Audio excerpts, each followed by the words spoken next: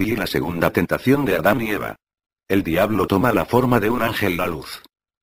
1. Cuando Satanás, que odia a todos los buenos, vio cómo se siguieron en la oración, y cómo Dios tenía comunión con ellos, y los reconfortaba, y cómo había aceptado su ofrenda, hizo una aparición. 2. Comenzó con la transformación de sus anfitriones.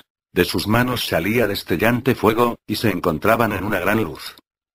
3. Luego puso su trono cerca de la boca de la cueva porque no podía entrar, debido a las oraciones de ellos, y arrojaba la luz por dentro de la cueva, hasta donde estaban Adán y Eva, entonces sus anfitriones cantaban alabanzas. 4. Y Satanás hizo esto, con el fin de que cuando Adán viera la luz, pensara que era una luz celestial y que los ángeles han venido para traerles luz en medio de su oscuridad. 5. Así que, cuando Adán los viera, cedería ante su presencia y otra vez sería humillado delante de Dios. 6. Pero cuando Adán y Eva vieron la luz, creyeron que era real, y se fortalecieron sus corazones, sin embargo, estaban como temblando, y Adán dijo a Eva. 7. Mira esa gran luz, y las muchas alabanzas que se entonan, pero lo hacen fuera de la cueva, y no entran y pregunta por qué no nos dicen qué es lo que quieren, de dónde son y cuál es el significado de sus muchas alabanzas y la luz que despiden y por qué no entran.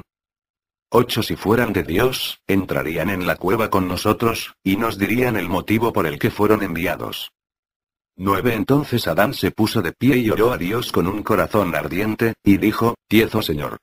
¿Existe en el mundo otro Dios aparte de ti, que creara a los ángeles y los llenara de luz y los enviara y viniera con ellos a nosotros para mantenernos? 11. Pero, mira, vemos que esos ángeles anfitriones están en la entrada de la cueva, envueltos en gran luz y cantan alabanzas en voz alta.